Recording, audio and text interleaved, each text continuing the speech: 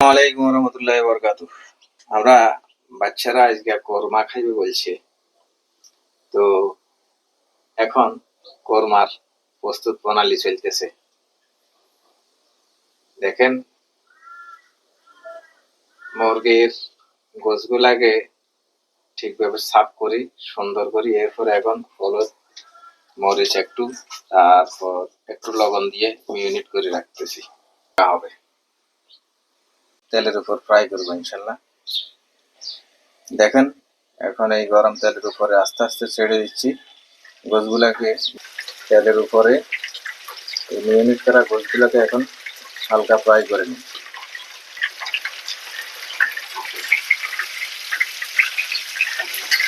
আমাদের এখন ফ্রাই করা শেষ। দেখেন দেখেন হান্ডিতে এখন তেলটা, রসুন, পেঁয়াজ, মশলা সবকিছু পরিমাণ মতো দেওয়া হচ্ছে। দেখেন, পেঁয়াজ, হলুদের গুঁড়া, মরিচের গুঁড়া, লাল মরিচ পাউডার, মরিচ,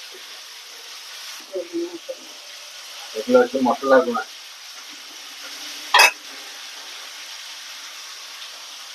লবণ দেওয়া হচ্ছে, এরপরে তেজপাতা, তারপরে এলাচি, দারচিনি সব দেওয়া হচ্ছে।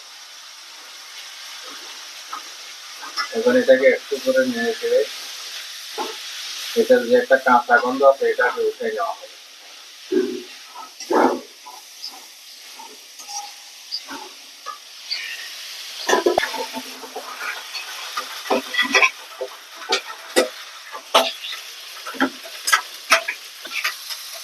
এটাকে ভালোভাবে নেড়ে চেড়ে মশলাগুলাকে, এবং এটার একটা যে গন্ধ আছে গন্ধটাকে উঠাই যাওয়ার পরে রেডি হবে।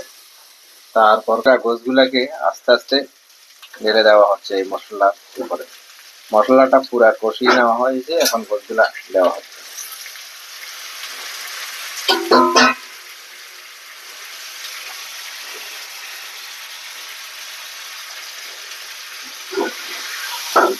এটাকে আস্তে আস্তে উল্টায় পাল্টাই পুরা মশলাটা যেন এটার সাথে লাগে।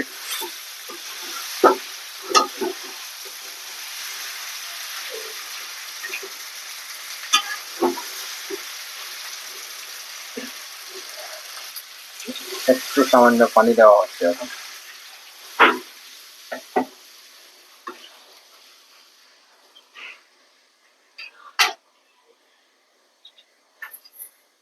এরপরে উঠে নেওয়া।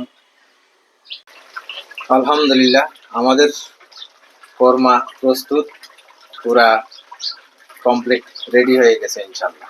ওকে, 1-2 মিনিটের মধ্যে ইনশাল্লাহ এটা নামিয়ে ফেলবো চুলা থেকে। আমাদের কোরমা প্রস্তুত প্রণালী শেষ, আলহামদুলিল্লাহ রেডি হয়ে গেছে। বন্ধুরা সবাই চলে আসুন ইনশাল্লাহ।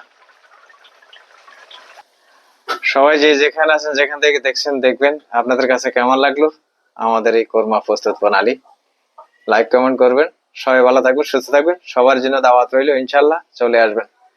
সবাই ভালো থাকুন। ফি আমানিল্লাহ। আল্লাহ হাফেজ।